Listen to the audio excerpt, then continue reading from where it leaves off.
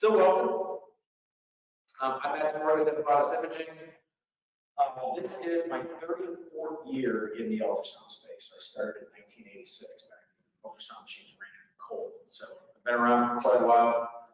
Ultrasound is all I've ever done. Never had any other job other than washing cars when I was putting myself through school back in the 80s. So ultrasound is my life, my passion. I love it so much I actually married a sonographer.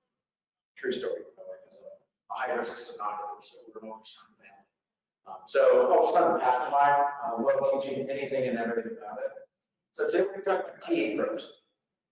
When we look at the ultrasound modality as a whole, it used to be back in my earlier days that 60% of the cost of supporting an ultrasound machine was the box, and 40% was the probes. So if you spend $10,000 on your ultrasound machine over the year, on average, $6,000 would have gone towards system support and $4,000 would have gone towards probes. That's shifted way over to, it's almost like 70-30, maybe even 75-25 on the probe side. Now, probes are the most expensive component of supporting the ultrasound system. And probes typically do not die in natural causes. If something happens to a probe, something happened to a probe. It didn't just give up because it got tired. They're pretty robust devices. They're manufactured very, very well. And usually, probe damage. Now, probes do get worn out in the neck where cables start breaking. If you look at the construction of a probe, I'll take a little tangent here. With the construction of a probe, with that main cable harness, within that harness, there are between 128 and 192 microcoaxial cables. And those cables are about the thickness of a human hair. We actually make these cables in Tulsa, Oklahoma. And after we make them, somebody has to solder those coaxes onto the array rather than connect them by hand. It takes about 16 hours. We'll talk about a job that requires patience. And so those transistors are constantly flexed back and forth at the head. And those numbers can break over time. So sometimes they do not die. A lot of times it's because somebody did something they shouldn't do, or they should have been doing something that they weren't. And so today we're going to talk about TEs, because when we look at it, the cost of supporting ultrasound transducers by far the biggest expense is TE probes. TE stands for transesophageal echocardiography, and that's where we just take an ultrasound probe down on the esophagus and we rest it against the side of the esophagus and we image the heart. TE probes, the vast majority of damage that occurs with TE probes is preventable. And I have the whole devil on one shoulder and angel on the other shoulder when I teach these things, because TE probes are kind of our bread and butter. We repair thousands of TE probes per year because people don't do the right things. And so I have people ask me time and time again, why do you teach people how to save probes? Isn't it best for you that they just keep breaking? It kind of is. But as a partner, some of you in this room are clients, some of you are clients, some of you I hope to have become clients, but as a partner, we want to teach people how to avoid some of this damage. And so today we're going to talk about TEs. So the purpose, goals, and objectives: reduce the frequency, severity. We can not only reduce what happens to the probe, but if you follow these things, you can actually reduce the severity. So the TE probes are going great because they have moving pieces and people touch them. And so things are going to happen to them. But we can do things to reduce the severity. So history and success, we launched this program. We've been in the program repair business. Our history goes back to the 80s. I don't know how many of you ever heard of GE Ultrasource. Ultrasource was a company that my chairman of the board, Dennis Wolf, founded back in the 80s. He pioneered probe repair. So probe repair is ours. We started it back then. And then Dennis sold his company, Ultrasource, to GE, which became GE Ultrasource, and that's got GE into the multi-vendor business, and GE started repairing probes. So we actually taught GE how to repair probes back in the 80s and 90s. So it's in our blood. We've been doing this for a very, very long time. So we piloted this program back in 2009. So we can cut down failure rates. You see 50%, 31% the second year, 44% cost reduction. If somebody follows this to a T, you can actually get it higher. You can save 75% of your TE budget if you follow this. The problem is getting people to follow. because it's not you guys going through these steps. It's people in SPD. It's the people who are utilizing the probe. And the worst violations of all are the anesthesiologists. Anesthesiologists typically will operate the probe during an open heart surgery. And believe it or not, anesthesiologists have egos, and they don't like being told what to do. I have many spirited conversations with anesthesiologists because they know more than I do. But if you follow these things, you can dramatically reduce your costs. So if you look at replacements, if you have to buy a TE probe through the OEMs, you see 15,000, 40,000, that can actually go up to about 60,000. These devices are very, very expensive, and they're very, very heavy. If you replace them through a third party, you buy a used one, you can cut some costs. But if you repair these probes, and most of them are repairable, you can save an absolute fortune.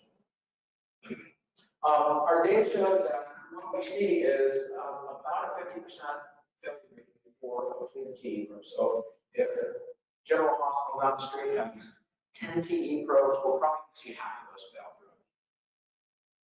And our team is to reduce those failures, also to reduce the severity. I'll show you how.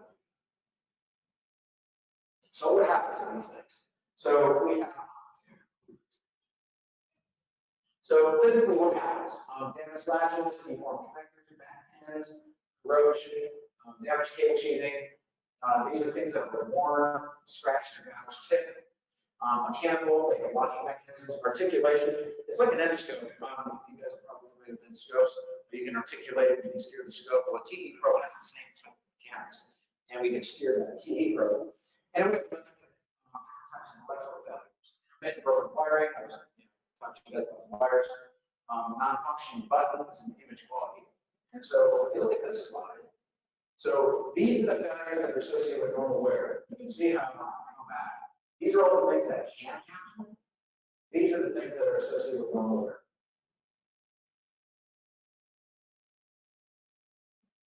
So you can see that the rest of this stuff, this is all preventable. Most of the probes that we get in, they have a gross fluid invasion. These probes, because they are invasive, they have to go through a high level of disinfection, either soak in certain chemicals, and we'll talk about chemicals in a moment, or they'll go into an automatic processing device that will continually saturate them with very toxic chemicals to kill bugs. And so what happens is if you have a missing seal or these collars, movies, any kind of damage on the bending rubber and insertion tube, fluid will get inside the probe. And the probe is an electrical device. So when we hook up that machine, we are hitting inside this particular probe, there's 5,064 tiny little elements. We're hitting all of those elements with 150 volts plus or minus pulses to get them to oscillate to create an image. And so we're sending high voltage into this probe, and then you get fluid in there. And we all know in this room, fluid and electricity, with fluid and electricity now is a path to everything, and it blows everything up. So this is what separated collars and movies look like. This here is a bite mark. So with TEs, you have to use a bite mark every single time you use it. And this is where I've gotten into these spirited conversations with anesthesiologists and cardiologists. Is they say, well, my patient's out, I don't need one. Yes, you do, because they have a gut reflex, and they also have teeth, most of them. And even by dragging that device over a patient's teeth, your teeth are very, very sharp, and it will scratch the tip of that probe and eventually cause damage. And so the rule of thumb is, when should you use a bite block? Every single time. There's no exceptions. Damage rubber, that's the tooth mark there. Cracked distal tip, this is the plastic of the tip. And flight control, so this one's my favorite.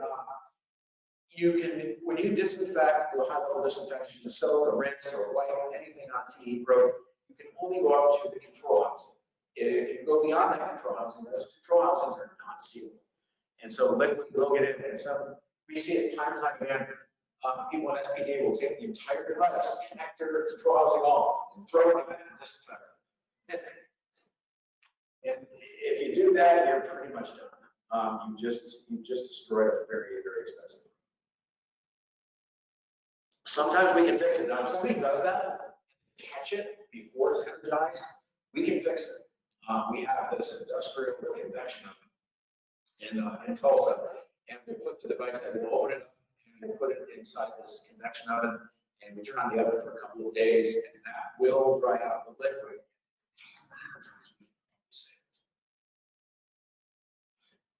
So root cause analysis. So where the missing seals, these seals they break over time.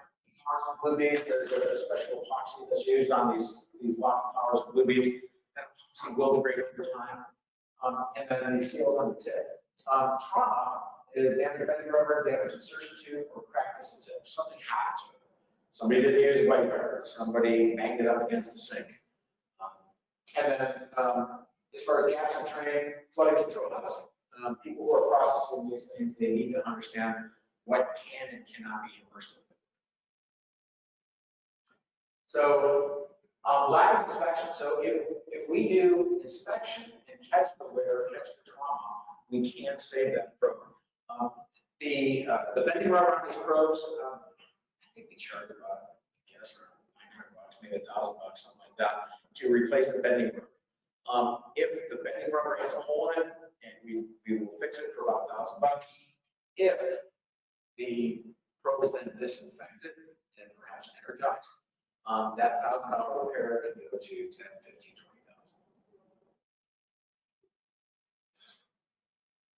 So bending rubbers will wear over time and seams will degrade. We can do preventive maintenance. We have a couple of customers that they like to be proactive. And so we'll send the probes in proactively before they fail. And then replace the bending, replace the locking collars. We'll fill, we'll reseal the lens seams. We'll adjust the articulation, and so it's a tune-up. And it will prevent damage. Trauma, install control to minimize opportunities. We'll talk more about trauma in a moment. And gas training. Who's been trained on how to process that probe? That's some of the training that I perform. I go around to hospitals all over the country, and I follow TE probes through their entire use site. And do a really cool comprehensive report, take a lot of pictures and notes, and I identify all these training gaps. And I will train people in SPD, cardiology, clinical engineering. I'll train people on how to do this. The problem is that training today, then that person quits tomorrow. I train the day shift, there's a night shift. And so you got to make sure that all the people within the departments that touch these things are trained. So most people, believe it or not, think they're doing a good job. And when I go in and I do these process analyses, I tell people they're doing a good job, even though I'm cringing underneath. Some of the stuff I see, I did a site 6 months ago, and after they removed the probe from the patient, they took it down with an enzymatic, and they had that green Scotch guard scrubby they use on your dishes. They were using that on the TE probe. I just stood there watching in horror as they showed me how they clean these probes. And I said, okay, you guys are conscientious about your probes, good. However, can we not use an abrasive on this? Because you're killing it. So they think they're doing a good job, and most places are pretty conscientious about their probes, but I've never done an analysis where I've given somebody a score of 100. And I don't score, I mentioned a score. I don't really say that. I'm going to give you half of my head. I always tell people, look, you're doing a good job. However, I have some suggestions for improvements. I've never, ever gone to a site and said, you're doing everything right, don't change a thing. Even some of the really high end, I've done this at Mayo, I've done this at Johns Hopkins. This is really, really high end medical centers. And even then, you guys are good. You might want to change this. So we're going to talk about some solutions. So this is, some of you may recognize this. This is like a continuous quality improvement model. So the first thing is, what we have to save money and improve patient care. If the TE probe fails and there's a patient on the table, a lot of these times, these probes are used for open heart surgery. And so they may have a patient under. They may actually even have a patient open. And then they go to get this probe, and the probe is We have enough? I hope so, because if not, you got to stop. And you just put somebody under, maybe open somebody, and you can't move forward. Big problem. And so we have a huge opportunity. So observe, gather information, capture the current state. What are we doing today? Research options, identify needs. That's where we come in. We're kind of the consultants. We can help you do that. And implement the opportunities for improvement. And then we go back to plan. And we just keep going around this merry-go-round. And we do this. We actually call this centers of excellence.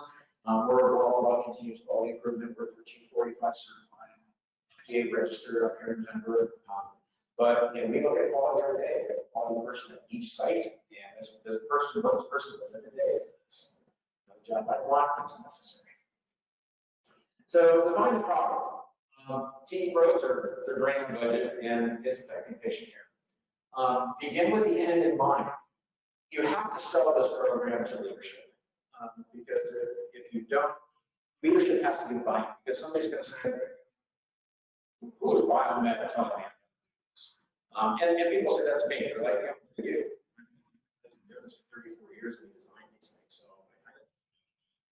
but unless you have leadership at the hospital, either the C-suite or at the minimum, the biomed managers, directors, pushing this, you're not going to have as much success as you. And so you need to sell them on this. Guess what?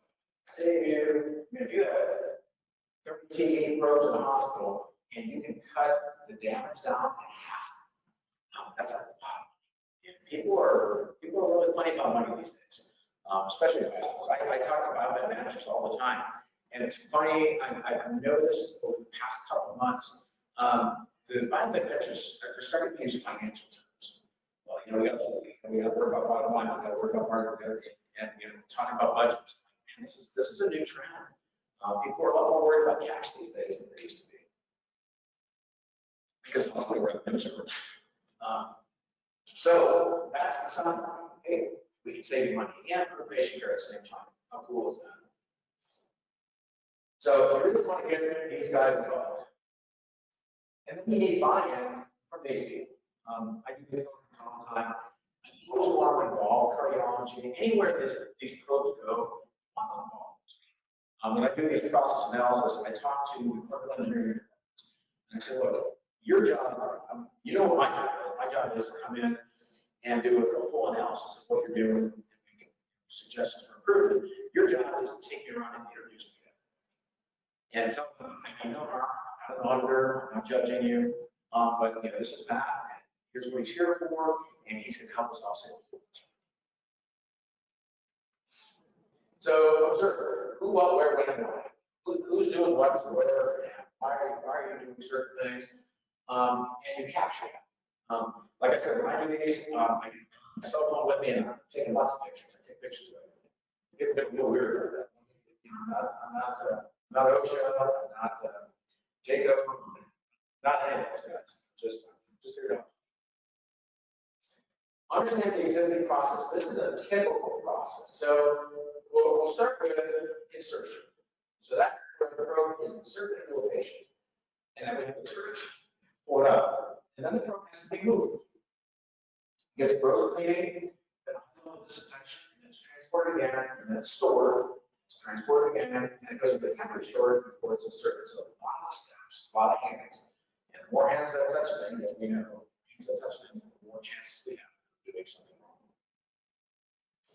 So these are the points at which traumatic damage most likely occurs. You see transport, temporary storage, insertion, extraction, and then transport. So some of these that are done, they will transport TB growth in a pillowcase or one of those red, I don't know what they're called, the red bags used in hospitals that identify contaminated materials. But they'll just take that TB growth, chuck it in the pillowcase, whatever, and you stare at it. I tell people, I said, treat this like your bomb disposal. And if you treat it like your bomb disposal, you'll be fine. Just no sudden movements, no sharp objects, anything like that. These are the points at which catastrophic damage occurs. So the previous one was traumatic. This is catastrophic. Probes cleaning and disinfection. This is where probes get destroyed. So what tools are available and what are the best practices, how do we compare to others, and I can help you with that. And then what can we do? And these are all the available tools. So OEM manuals. OEM manuals are great. And it's not because the OEMs know more than us. Dirty little secret, we actually do a lot of probe repair. I can't tell you who they are. So we actually manufacture probes for OEMs and we repair probes for OEMs. But the OEM manuals, they will tell you what disinfectant you can use. And I would love to say, you know what, there's a universal disinfectant that works in every single probe. Just use that and be fine. There's not. Because there's different plastics, there's different adhesives, all kinds of different lenses on these probes, and each one has unique properties, and you can and cannot use certain chemicals on those or you will damage them. We repair about 400 different probes, and we make our own plastics, and we always back into the OEM design, and we have vats and liquids, and here in Denver, where we do materials testing, we call it accelerated chemical testing. So when we come out with a new material, we take a block of that material and we drop it in about 40 different chemicals. And these are the chemicals that the OEM recommends. It's also chemicals that are around hospitals that people should use, but we know they will. We use bleach, chlorine bleach, we just drop it in and see what happens. And then we wait 30 days. And we examine the material. Has the material degraded? Has it discolored? Has it deformed? Is it has solid? And we do materials testing. And after all that, this material is improved. And then we put that material into production. But we have to test with all those different chemicals because there is no one universal chemical to disinfect probes. Which one was the big competitor here? Storage cabinets, tip protectors. We'll talk more about tip protectors. Transport bins, magnifiers, leakage meters, these reprocessors, lint-free bright cloths. I'm using lint-free. Internet expungers. These are different suppliers. I don't endorse any of these. These guys all have this stuff. I put Innovatus imaging on there. We do have tip protectors. If you're using us for probe repair, we're going to send you tip protectors. We don't charge for that. And so we don't supply a lot of this stuff. We just supply tip protectors. And I think they supply light ones too. And then consultants, obviously us. We are the experts. There's nobody out there that knows more about probes. So understand the best practices. Frequent inspection by multiple teams. Transport bins. One probe, one bin. The arrays on these modern probes, we actually make 3 different arrays here in Denver for TE probes. We manufacture arrays under our FDA registration. And these arrays are extraordinarily fragile. If this was a TE probe and I'm like that, we would just kill the array. That's how fragile these things are. The slightest impact can damage these things. So tip protection in place at all times. The question is, when should I use a tip protector? The only time the probe should not have a tip protector is when it's in a patient or it's being cleaned. Other than that, tip protector all the time. When it's in storage, it's in transportation, tip protector all the time. They cost for like 40 cents, and they will save a $20,000 to $50,000 TE. Thorough inspection. Always do an inspection prior to leakage testing. We'll talk about leakage testing. There's an accreditation body out there called the IAC, the Intersocietal Accreditation Commission. They oversee the accreditation for all cardiovascular things. And most of you, if not all of you, are probably accredited. The IAC mandates an electrical safety test prior to or in between each patient to ensure that the device is safe, which we fully encourage. But we encourage it for not that reason alone. There's a second reason, is an electrical safety test, if the probe fails, will tell you that there is a breach somewhere in that probe. Once you know there's a breach, shut it down, get it out, wipe it down with disinfectant, get it in a box, isolate it, quarantine it, ship it off to us, we'll fix it. If you fail a leakage test and you continue with that probe, you will blow it. And that $1,000 repair just became a $15,000 repair or a unit repair. So leakage testing employed prior to disinfection. That's when you do the leakage testing. We see so many people that they do a leakage test after they do a high-level disinfection. If you have a breach in that probe, and then you throw it into that liquid for 12 to 15 minutes, somewhere around there, now you've introduced liquids inside the probe. And then you do an electrical safety test. An electrical safety test sends a high current pulse into the probe, and it sees if the current leaks out. And so now you've injected electricity into that probe. And so liquid electricity, bad. Quick and functional visual test prior to storage. Probes stored in a protected manner vertically. So many people will keep these probes in a bin or in a drawer, and they will develop a memory. You do not want that insertion tube coiled up. You want that hung straight. So implement, act on all opportunities. Educate all persons. You saw that chart, all the different touch points. Every one of those people have to be educated, because if you miss out, if you leave a gap there, that person's going to break it. Change policies, purchase tools, implement controls, and then you measure it. You can measure over time, you can measure by spending. I guarantee you, if people follow this, their transducer spend will be dramatically reduced, which is not so good for us, but we like to help our customers. So without the top-down approach, your success may be limited. Again, you're going to walk into surgery, you're going to tell an anesthesiologist, hey, you need to be doing this. It's not going to go well. You need to have buy-in from leadership. So performing the process analysis. So we're going back to our technical process. And you see over here, my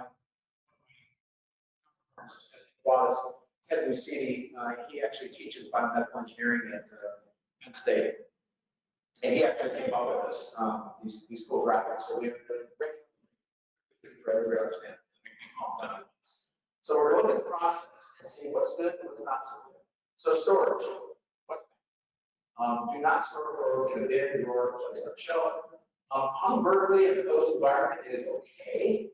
Hung vertically in a closed positive pressure environment with tip protection in place is the best practice. A lot of these cabinets, they do not have positive pressure. Some of the more advanced ones do.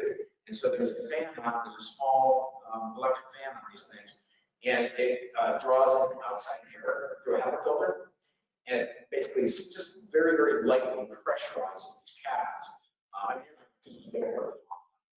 Burst of wind, but it's just a very slight pressure increase inside the cabinet. What that does, it keeps dust and contaminants out. So transport, what do we want to do? Hand carry, go, place our pillowcase or bag. Not a good idea. Probe inspected, tip covered, place a pillowcase or bag. Bags are not for transporting probes because the tip, as I mentioned, is extraordinarily fragile. And if you have that big metal connector that plugs in the machine, this can be bounced around, so banging into your tip, it will damage that. The best practice is probe inspected, tip covered, and placed in a transport bin, either a disposable or one that you can disinfect. A lot of places will use plastic bins. They're about that big. We don't want the probes oiled any tighter than 1 foot radius. And then the bins have a cover on it. There's red covers, green covers. Red are contaminated, green are frozen. Temporary storage. So right for an exam, a lot of people will just rest across the back of the ultrasound system or place within the probe holders of the ultrasound system. The probe holders on an ultrasound system are not designed for TE probe. They're designed for standard probes.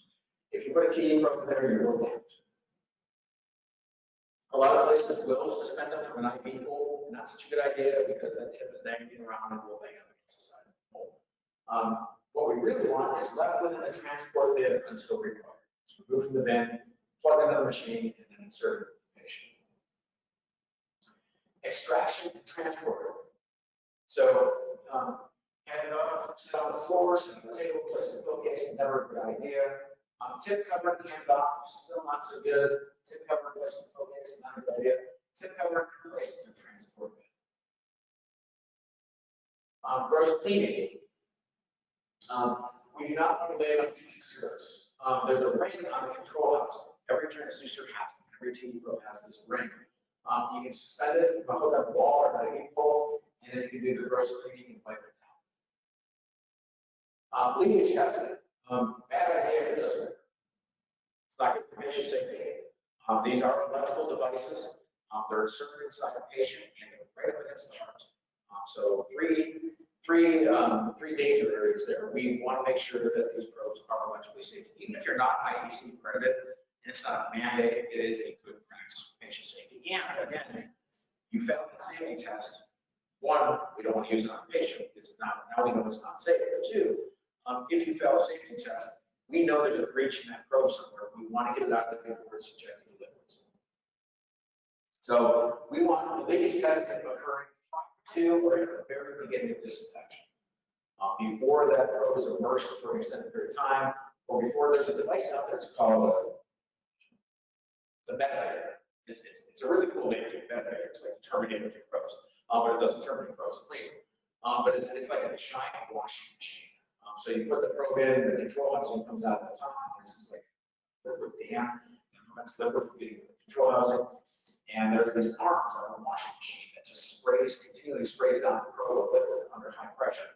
Those things are great, but now you have high pressure, so if you have a breach in that probe, you're forcing liquid.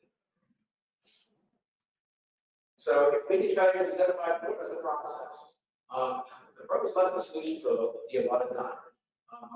Most disinfectants are somewhere between 12 and 15 minutes. The high-level disinfectants are either fluoride based or peroxide based, but you have to have them in constant contact for somewhere between 12 and 15 minutes.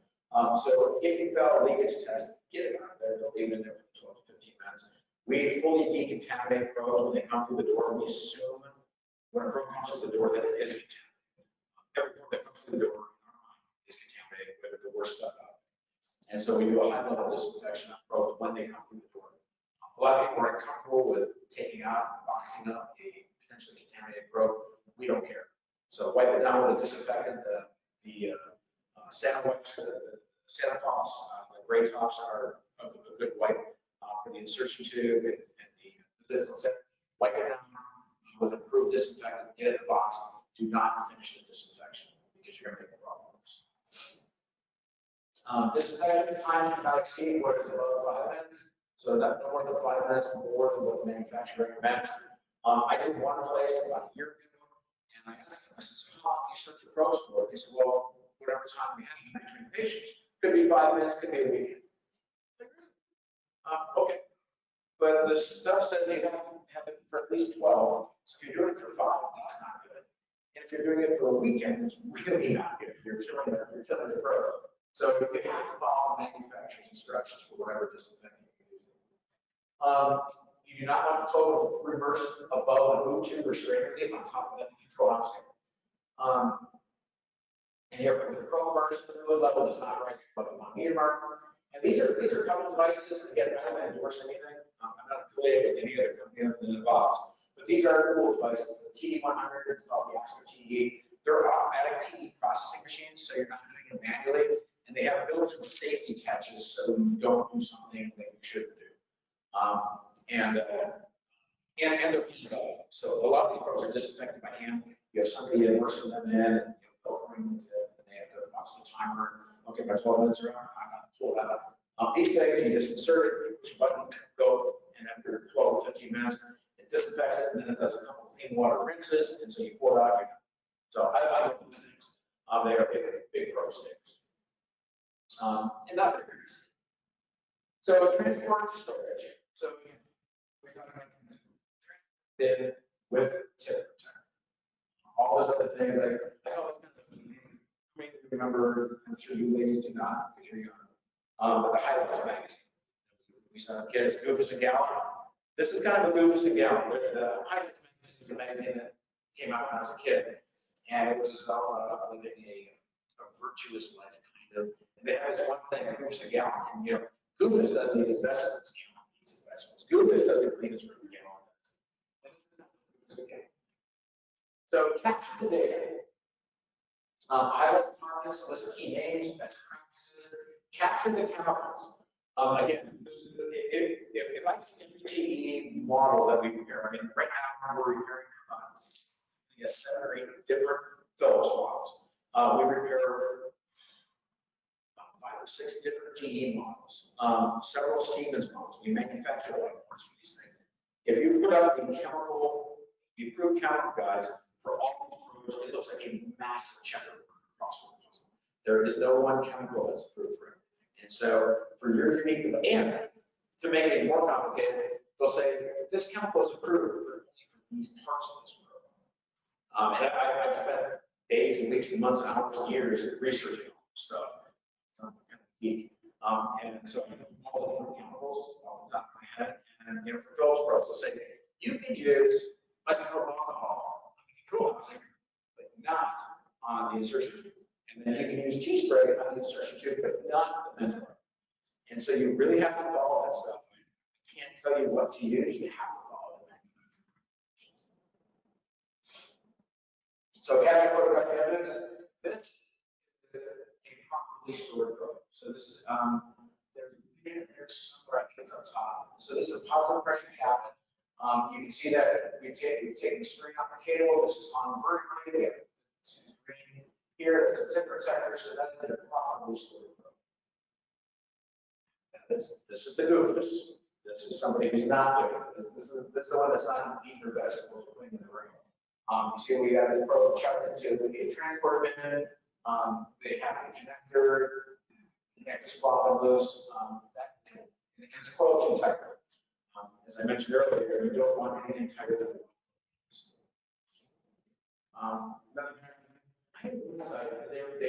they were so proud of themselves.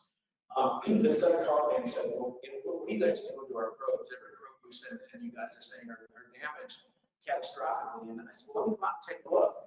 And they had done this, they took a clear piece of PVC and they mounted it with hose clamps to the side of the ultrasound machine. And they stuck the probe in there for transport. And what I noticed is every probe we got in from this site was damaged at like the 3 meter mark. And I'm like, are you scanning giraffes? How the hell are you bending it here? And then I went to the site and it all became clear to me because they were heating the machine and people were either running this tube or they were running doorways. They was just snapping the probe at the string relief where it goes into the control housing.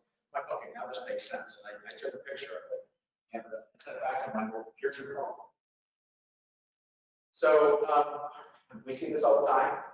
Never ever store a probe that way. So this is one of the things that we do.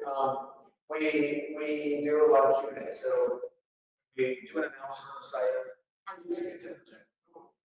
We expect it, and we go down through all those things that we talked about, and we check a box, and then we make recommendations.